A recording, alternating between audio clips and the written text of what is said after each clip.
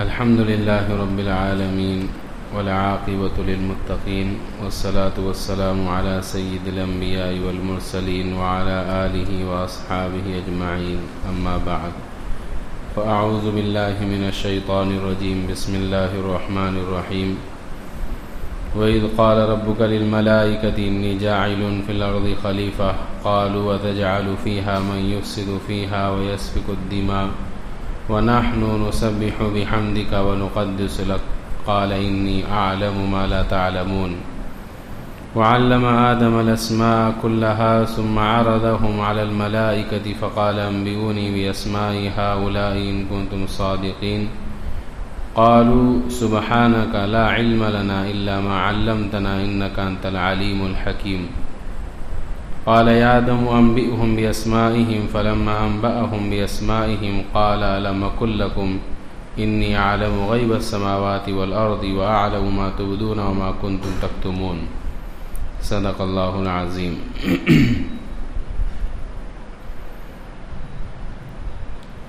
کل ہمارے سامنے سورہ بقرہ کی وہ آیتیں تلاوت کی گئی، اس کا خلاصہ پیش کیا گیا، جس میں شروع سورت سے اب تک اللہ نے توحید، رسالت، معاد کو بیان کر کے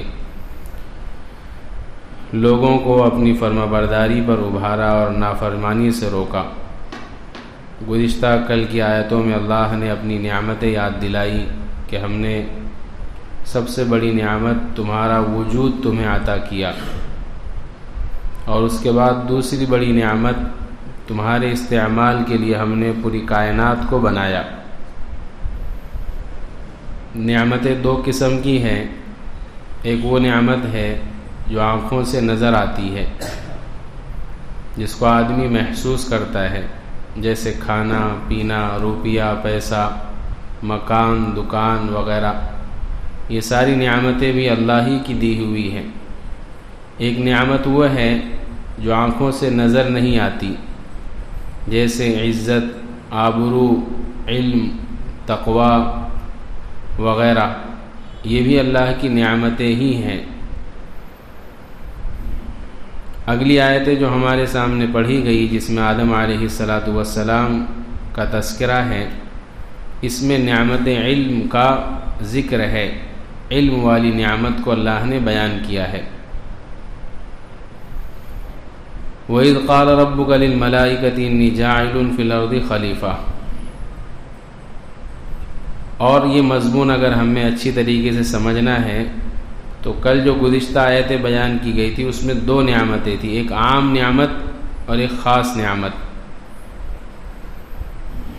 عام نعمت ساری انسانیت کو حاصل ہے، اسی کے تذکرے میں اللہ نے آدم علیہ السلام کا بھی ذکر کیا ہے، اور خاص نعمتیں جو آئندہ رکوع کے بعد جو بنی اسرائیل کو اللہ نے عطا کی تھی، دیگر اقوام کو نہیں عطا کی۔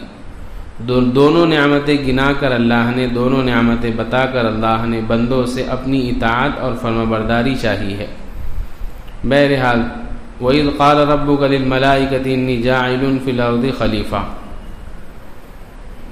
اے نبی جی وہ وقت یاد کرو جب آپ کے رب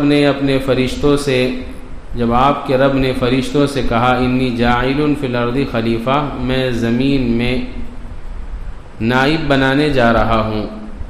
قالوا اتجعل فیہا من یفسد فیہا ویسفک الدماء، فرشتوں نے کہا کیا آپ اس میں اسے پیدا کریں گے جو اس میں خوریزی کرے گا اور فساد پھیلائے گا، حالانکہ وَنَحْنُ نُسَبِّحُ بِحَمْدِكَ وَنُقَدِّسُ لَكَ، ہم آپ کی تسبیح بیان کرتے ہیں، آپ کی تعریف بیان کرتے ہیں، آپ کی پاکی بیان کرتے ہیں۔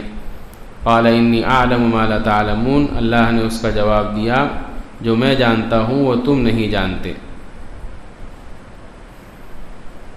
یہ تذکرہ ہے آدم علیہ السلام کی پیدائش کے بعد کا۔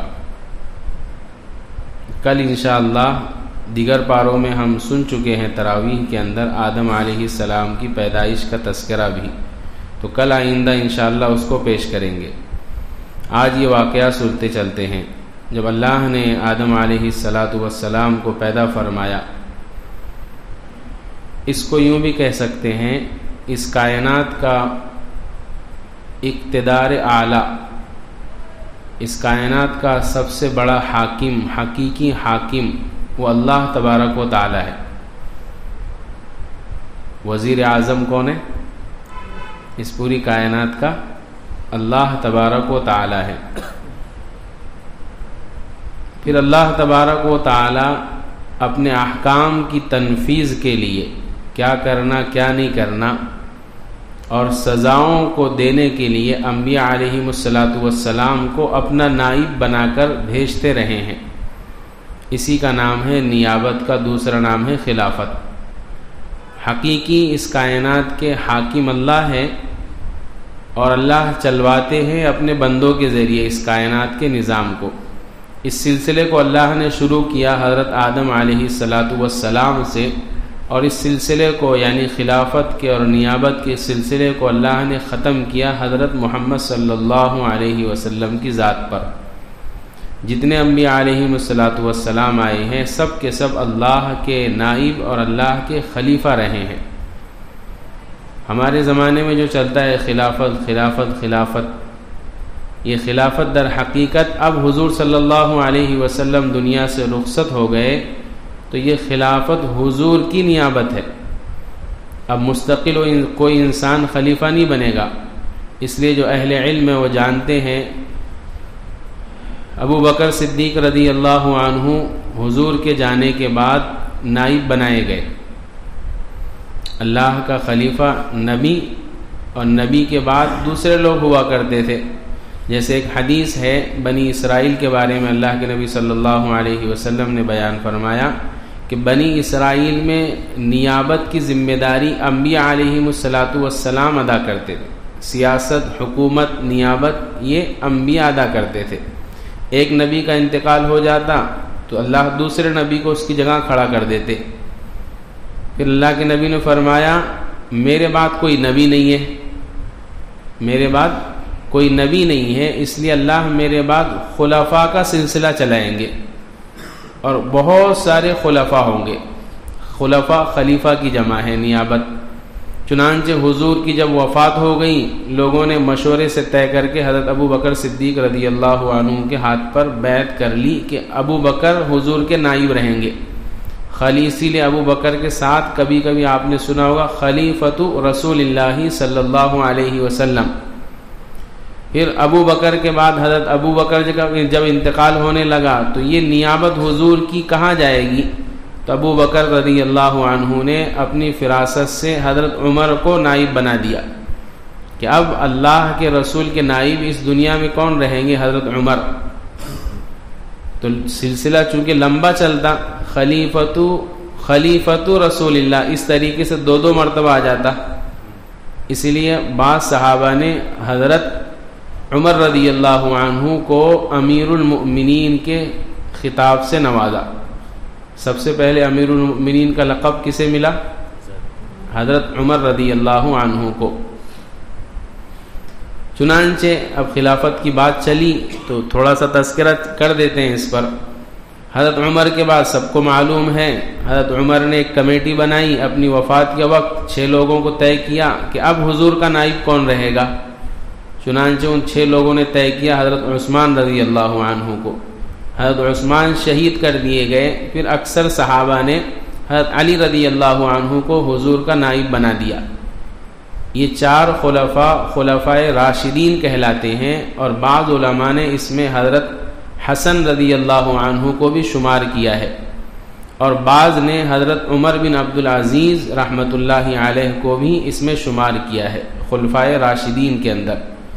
پھر اس کے بعد ملوکیت کا دور شروع ہو گیا دنیا کے اندر، بادشاہت کا ثبوت بھی قرآن اور حدیث دونوں سے۔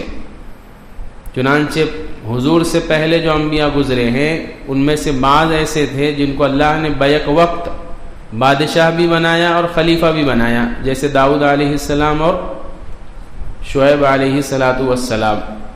اس لیے جو لوگ خلافت کر کے پریشان ہوتے ہیں کہ بس خلافت ہی قائم، خلافت میں ہی مسلمانوں کا بھلا ہے، وہ اس حدیث کو بھول جاتے ہیں جس میں اللہ کے نبی نے وہ فرمایا کہ بادشاہت بھی ہوگی اور خلافت بھی ہوگی.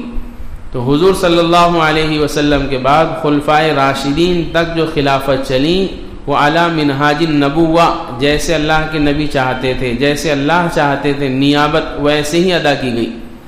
بعد میں ملوکیت یعنی بادشاہت کا دور شروع ہو گیا. بہرحال پھر اس کی ایک لمبی داستان ہے اس کی، وہ ملوکیت کہہ لو یا پھر وہ خلافت تو تھی لیکن جیسی نہج حضور کی تھی ویسے نہیں تھی. وہ سلسلہ چلا، اس کے بعد تقریباً 100 سال تک خلافت بنو امیہ رہی. مسلمان ایک پرچم کے سائے رہتے تھے دنیا کے اندر. پھر اس کے بعد خلافت بنو عباسیہ یہ چلی. پھر اس کے تقریباً 300-400 سال کے بعد خلافت عثمانیہ قائم ہوئی.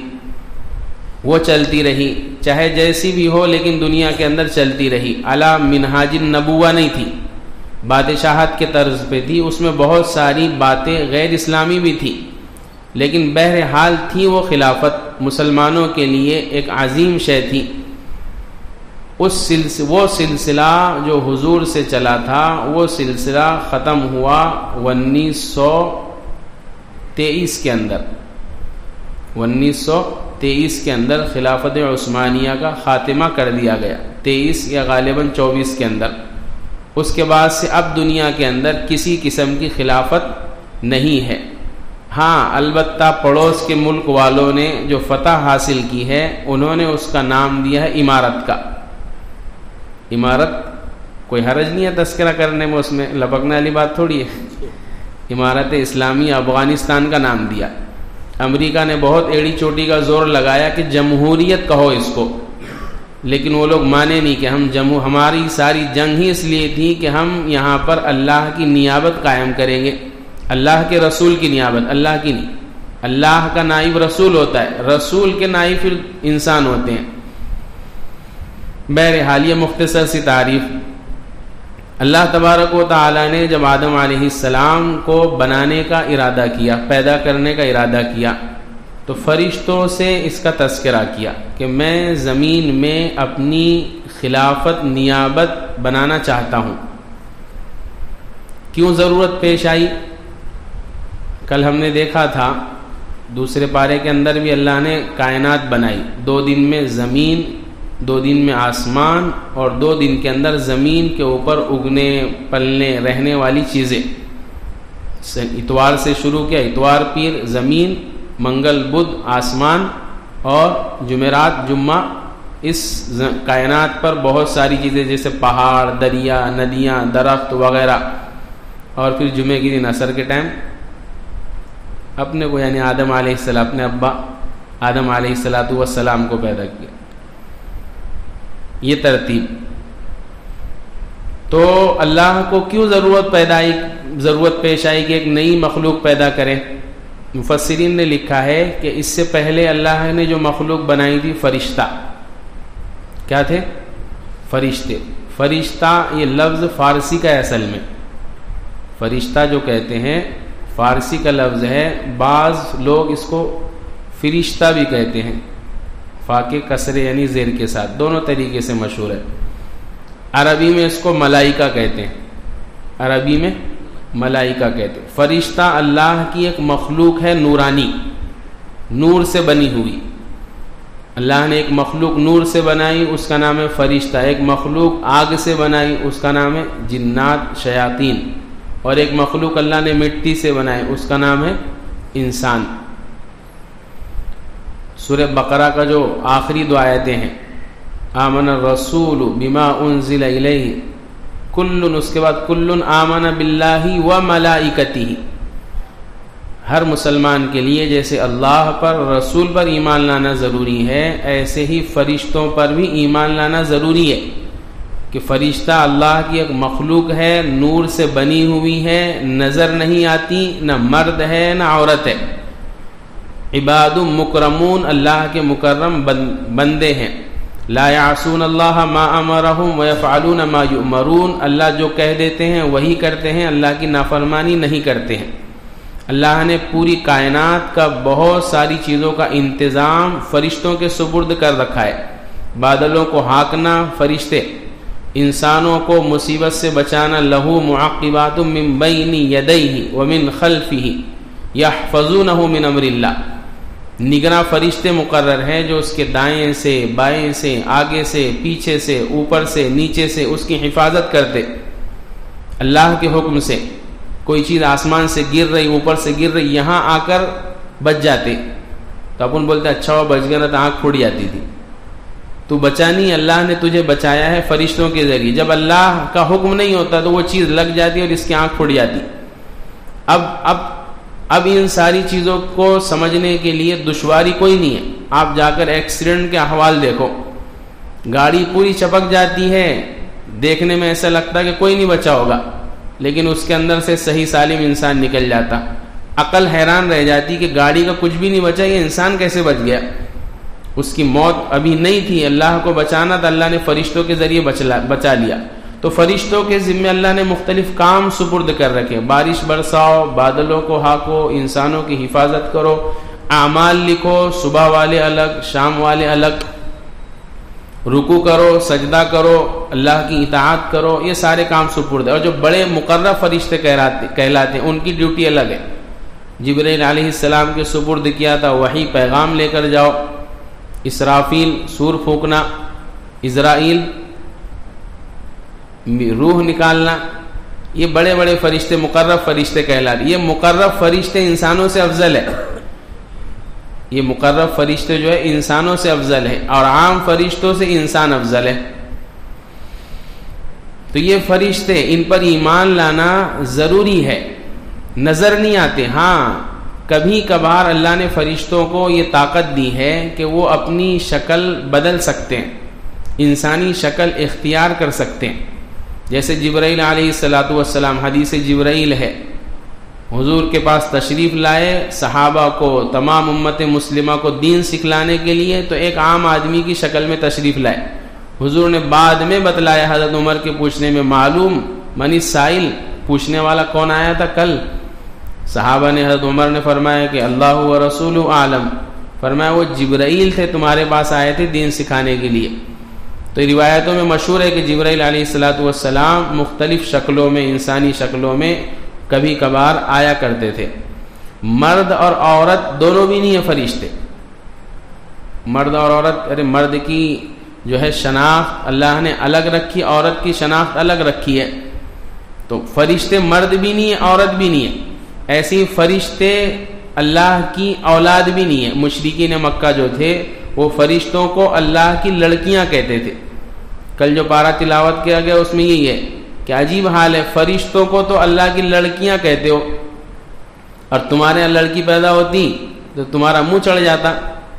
وَإِذَا بُشِّرَ أَحَدُهُم بِالْأُنثَىٰ ظَلَّ وَجْهُهُ مُسْوَدًّا وَهُوَ كَظِيمٌ، لڑکی کی خوشخبری دی جاتی ہے کہ ارے بھائی تمہارے یہاں لڑکی ہو گئی۔ وہ مشرکین کی صفات مسلمانوں میں بھی، ارے لڑکی ہو گئی کیا؟ کسی کو فون لگا کے بولتا بھی نہیں ہو کہ مول صاحب ہمارے یہاں لڑکی ہوئی، بعد میں پتہ چلتا بھائی یہ بچی کس کی، اپنی ہے، یعنی ناگواری۔ یتوارا من القوم، قرآن نے ایک دم ہو بہو نقشہ کھینچا ہے اس زمانے کا، وہی مشرکین والی صفات۔ یتوارا من القوم من سوء ما بشر بہ، جو خوشخبری دی گئی ہے اس کو برا سمجھتے ہوئے روک کر رکھ لیا۔ ایمسکہ علی ہون ام یدسہ فی التراب، رہنے دو اس کو ایسے ہی ذلت کے ساتھ یا مٹی میں دفنا دوں، یہ سوچتا۔ ہمارے ہاں اس کی شکل بدل گئی، جیسے ہی الٹرا ساؤنڈ کرایا، سونوگرافی کرایا، علامات نظر آئی، ویسے ہی مسئلہ فتویٰ سب پوچھنا شروع کر دیتے۔ کیا کریں، گرا سکتے کہ نہیں گرا سکتے، کیا کریں؟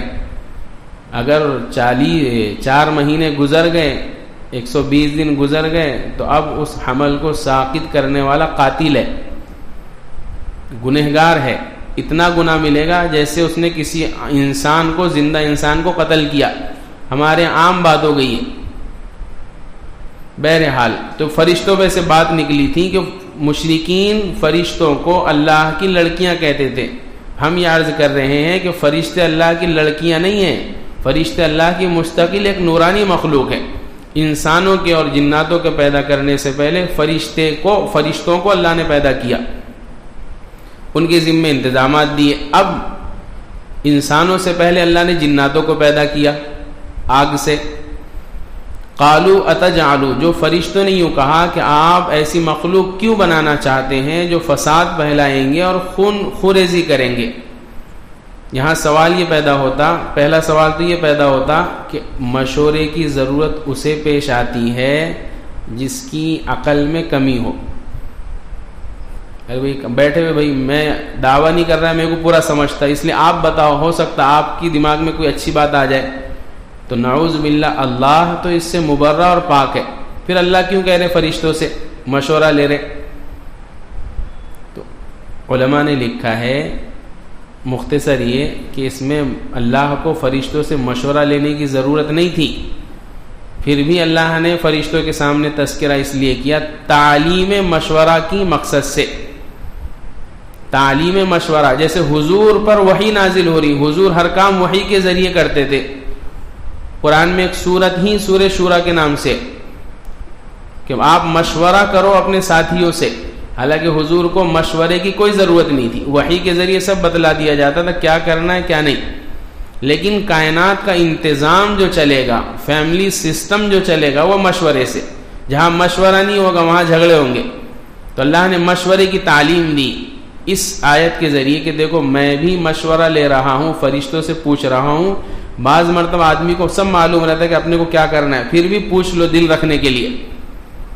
ارے ہر آدمی حاکم ہے، حکومت چلاتا، ہر آدمی کسی وقت انشاءاللہ اس پر تفصیل سے عرض کریں گے، بہت دن سے میرے ذہن میں یہ مضمون گھوم رہا. ہر آدمی بادشاہ اور حاکم ہے. کسی کی حکومت پوری دنیا پر، کسی کی حکومت ایک ملک پر، کسی کی حکومت صوبے پر، کسی کی حکومت شہر پر، کسی کی حکومت محلے پر، کسی کی حکومت گھر پر، کسی کی حکومت بچوں پر، کسی کی حکومت فیملی بیٹی پر.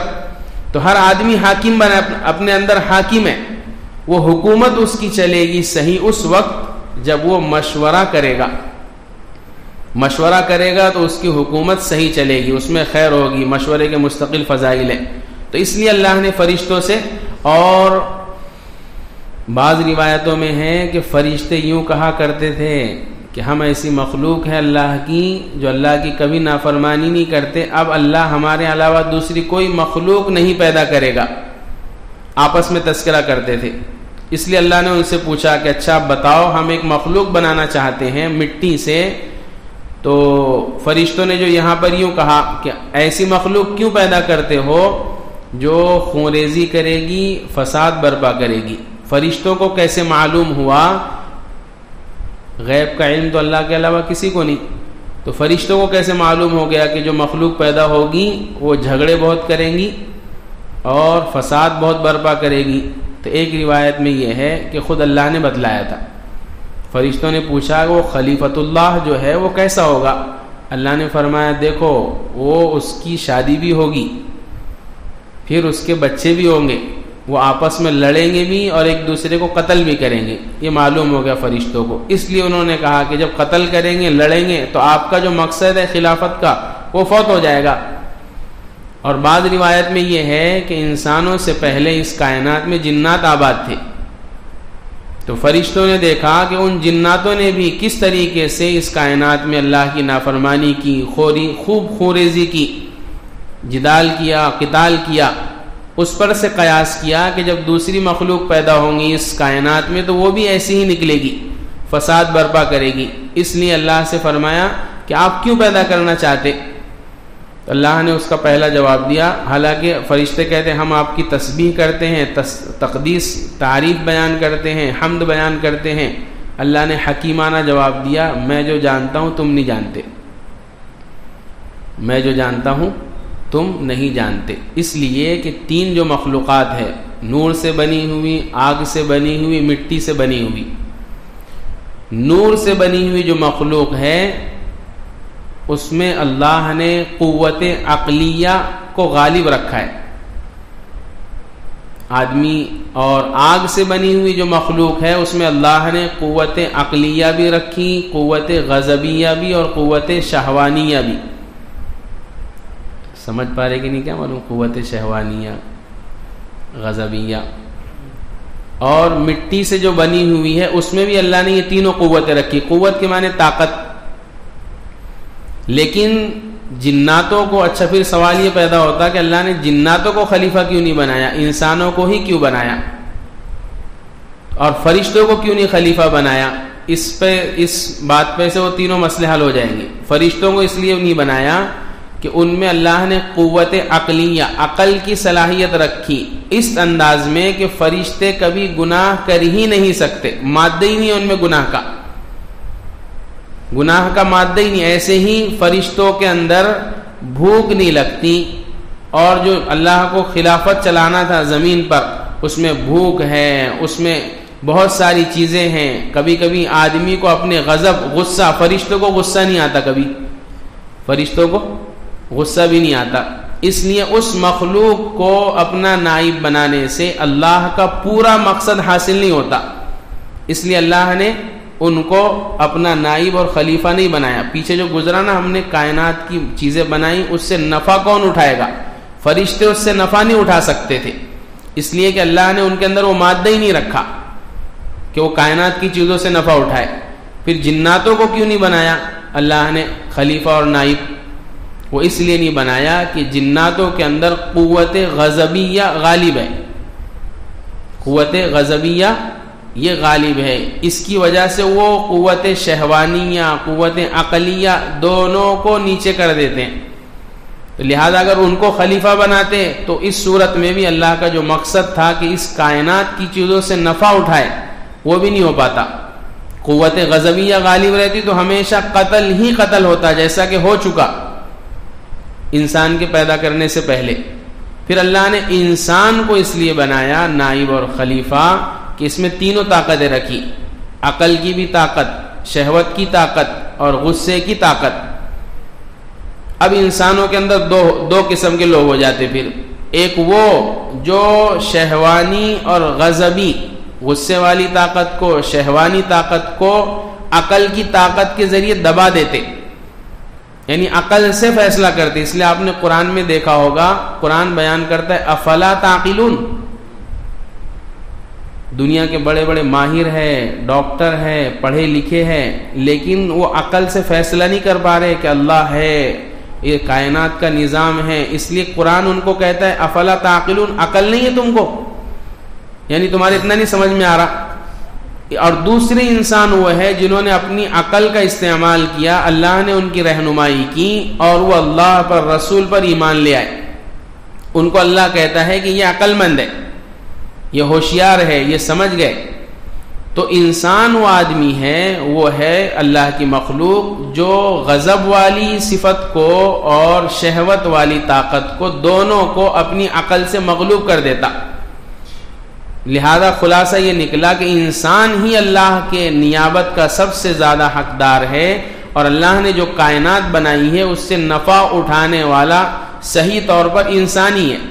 لہذا اللہ کو اپنا مقصد انسان میں نظر آیا، اس لیے اللہ نے انسان کو اپنا نائب اور خلیفہ بنانے کے لیے چن لیا. فرشتوں کو سمجھ میں نہیں آیا پہلی مرتبہ، اللہ نے جواب دیا انی اعلم ما لا تعلمون، جو میں جانتا وہ تم نہیں جانتے. یہ حکیمانہ جواب ہے. لیکن فرشتے نافرمانی نہیں کرتے، خاموش. پھر اس کے بعد اللہ نے دوسرا جواب دیا، وَعَلَّمَ آدَمَ الْأَسْمَاءَ، اللہ نے آدم علیہ السلام کو نام سکھلائے، کلھا ساری چیزوں کے. ثُمَّ عَرَضَهُمْ عَلَى الْمَلَائِكَةِ، پھر ان کو فرشتوں پر پیش کیا. فَقَالَ أَنبِئُونِي بِأَسْمَاءِ هَؤُلَاءِ إِن كُنتُمْ صَادِقِينَ، اگر تم اپنے دعوے میں سچے ہو تو مجھے ان چیزوں کے نام بتلاؤ. قالوا سبحانک لا علم لنا، فرشتوں نے کہا آپ کی ذات پاک ہے، ہمیں علم ہے ہی نہیں، اتنا ہے جتنا آپ نے دیا. انک انت العلیم الحکیم، آپ بڑے علم والے، بڑی حکمت والے ہیں. اللہ نے آدم علیہ السلام کو بلایا. قال یا آدم انبئهم باسمائهم، آدم آپ ان کو ان چیزوں کے نام بتلاؤ. فلما انبأهم باسمائهم، اللہ نے آدم علیہ السلام نے ان چیزوں کے نام سب کے سامنے بتلا دیے. قال لم اقل لكم، اللہ نے فرمایا کیا میں نے نہیں کہا تھا تم سے انی اعلم غیب السماوات والارض، کہ میں آسمانوں اور زمین کے غیب کو جاننے والا ہوں. واعلم ما تبدون وما کنتم تکتمون، اور میں وہ بھی جانتا ہوں جو تم چھپاتے ہو اور وہ بھی جانتا ہوں جو تم ظاہر کرتے ہو. اس آیت کے ذریعے اللہ نے مکمل جواب دیا فرشتوں کے اعتراض کا، شبہ کا۔ حالانکہ ایک روایت میں ہے کہ فرشتوں کو بھی اندر سے یہ تمنا تھی کاش ہم کو نیابت مل جاتی، خلافت ہم کو مل جاتی۔ اس لیے اللہ نے فرمایا جو تم ظاہر کرتے ہو، ظاہر تو تم نے یہ کیا ہم تمہاری تسبیح کرتے ہیں، تحمید کرتے ہیں، اور چھپا یہ لیا کہ کاش ہم کو خلافت مل جاتی۔ اللہ نے دونوں کا اظہار کیا۔ علماء نے لکھا ہے یہاں سے لغت ہوتی نا، لینگویج، ہندی، مراٹھی، عربی، اردو وغیرہ ہزاروں لینگویج ہے دنیا کے اندر، سب کا بانی موجد کون ہے؟ اللہ تبارک و تعالی۔ کون ہے؟ ساری لینگویج اللہ کی ہے، مسئلہ ختم۔ وہ الگ بات ہے فضیلت عربی کو ہے، لیکن ساری لینگویج دنیا میں جو آئی ہے وہ اللہ ہی کے ذریعے آئی ہے، اللہ ہی نے سکھلائی ہے۔ آدم علیہ السلام کو کیا سکھلایا؟ اللہ نے نام سکھلائے۔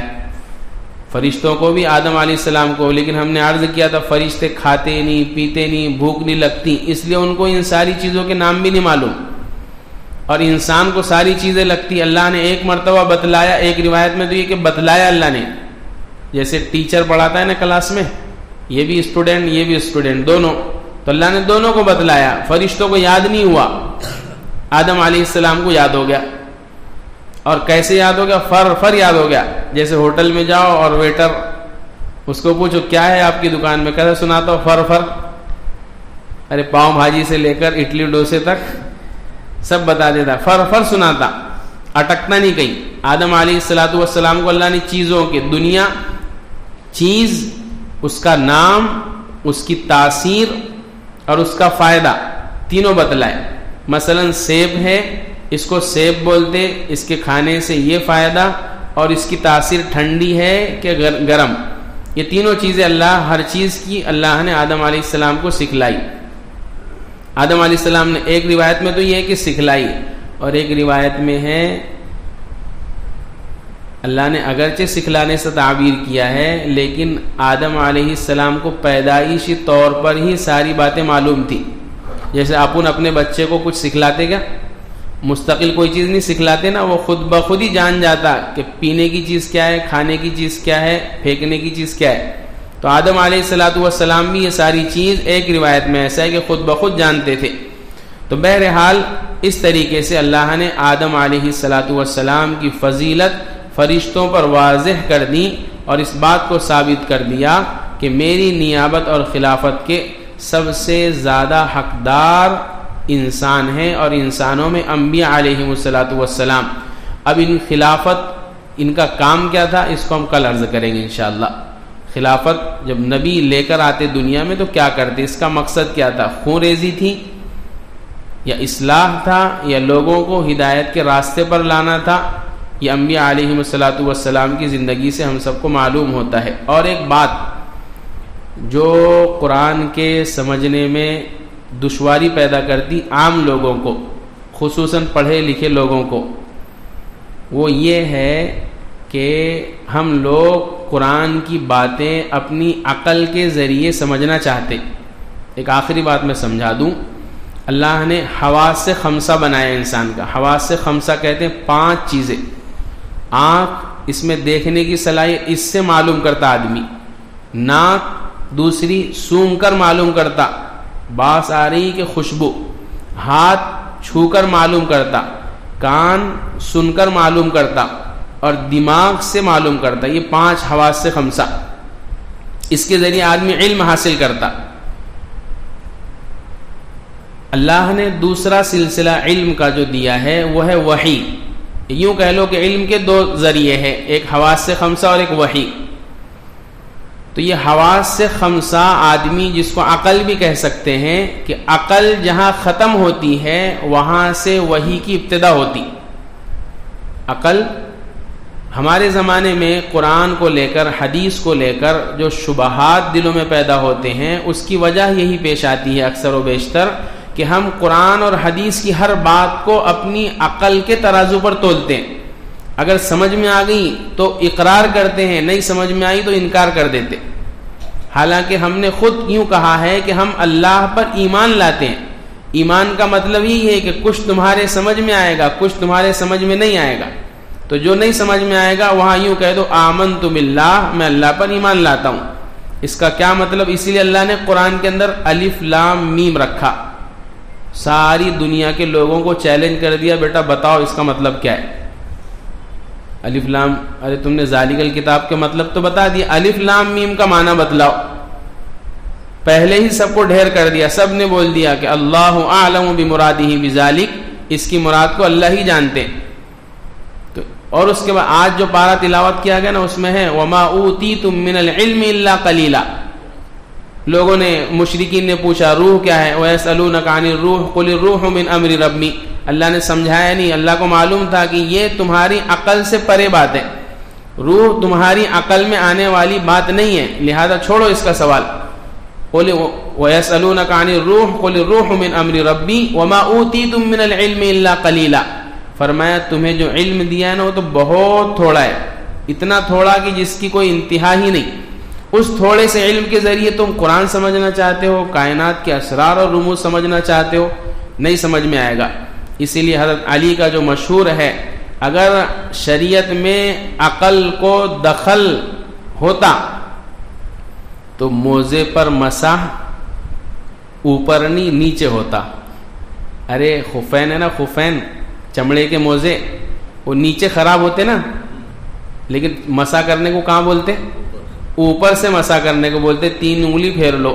تو اب عقل سے اپن سوچیں گے تو عقل تو یہ کہیں گے یار میلا تو نیچے ہوا تھا اور پوچھنے کا بول رہے اوپر.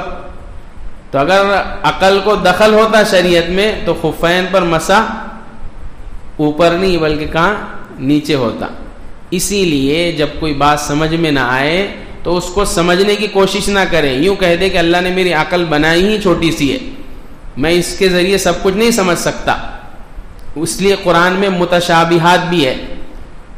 قرآن میں متشابہات نہیں جو حافظوں کو لگ جاتی ایک جیسی آیت نہیں، متشابہات وہ ہے جو سورہ آل عمران کے پہلے صفحے میں، جس کا علم بعض مفسرین نے فرمایا کہ اللہ ہی کو ہے، بعض نے اس کی جیسے مثال کے طور پر اللہ کا چہرہ، اللہ کا ہاتھ، ید اللہ، اور اس طریقے سے وجہ اللہ. ایک طرف ہمارا عقیدہ ہے کہ اللہ کا چہرہ نہیں ہے، اللہ کا ہاتھ نہیں ہے، اور قرآن تو کہتا ہے اللہ کا ہاتھ ہے، حدیث میں ید اللہ علی الجماعت. تو ایسی باتیں جو ہے یہ متشابہات میں سے کہلاتی ہے. بعض کہتے ہیں کہ اس کے حقیقی معنی کسی کو معلوم نہیں، ظنی معنی یعنی گمان ہے لوگوں کا کہ یہ ہو سکتے ہیں. تو یہ متشابہات بھی اسی لیے کہ تمہاری عقل کے گھوڑے مت دوڑاؤ، ہار مان جاؤ یہاں پر اور یوں مان لو کہ میں اللہ پر ایمان لاتا ہوں، بس بات ختم ہو جائے گی، ایمان محفوظ ہو جائے گا. اور جہاں تم عقل ہی کے ذریعے پورے قرآن کو، پوری حدیث کو، ہر بات کو سمجھنا چاہو گے، گمراہی کے راستے پر پڑ جاؤ گے. شیطان اسی راستے سے ڈالتا ہے. ایک آخری حدیث میں نقل کر دوں، آپ نے سنا ہوگا حدیث میں، کائنات میں غور کرو، شیطان آتا یوں کہتا بتاؤ کائنات کس نے بنائی؟ تو دل کہتا ہے کہ اللہ نے بنایا آسمان زمین. پھر اس کے بعد اس میں سورج ستارے کس نے بنائے؟ اللہ نے بنایا. ایسے سوال کراتا شیطان، آگے جاؤ آگے جاؤ. پھر بولتا اللہ، پھر اللہ کو کس نے پیدا کیا؟ نعوذ باللہ. حدیث میں مشکات شریف کی، سوال کراتے کراتے کراتے انسان کو کہاں لے آتا؟ اللہ تک، کہ پھر اللہ کو کس نے پیدا کیا؟ حدیث میں ہے کہ جب یہاں آ جائے تو یوں کہہ دو اعوذ باللہ من الشیطان الرجیم، اور یوں کہہ دو آمنت باللہ، کہ میں اللہ پر ایمان لایا، مجھے اس کے اوپر جانے کا حق نہیں ہے. تو وہاں روک دیا. حالانکہ آپ سوچتے یار صحیح تو بات ہے، نعوذ باللہ ثم نعوذ باللہ، اللہ کو کس نے پیدا کیا؟ اس کا جواب بھی دو. نہیں، اگر تم اللہ پر ایمان لاتے ہو تو رک جاؤ. اس لیے عقل کے گھوڑے دوڑانا وہاں چھوڑ دو، جہاں وحی کی بات آ جائے، جہاں قرآن اور حدیث کی بات آ جائے. اگر سمجھ میں آتی ہے تو ٹھیک ہے، نہیں سمجھ میں آتی ہے تو اللہ پر، اس کے رسول پر ایمان لا کر بات ختم کر دو. اللہ سے دعا ہے کہ اللہ ہم سب کو کہی سنی باتوں پر عمل کی توفیق عطا فرمائے. سبحان اللہ بحمدہ، سبحانک اللہم وبحمدک، ونشہد ان لا الہ الا انت، نستغفرک ونتوب. سبحان ربک رب العزۃ عما یصفون، وسلام علی المرسلین، والحمد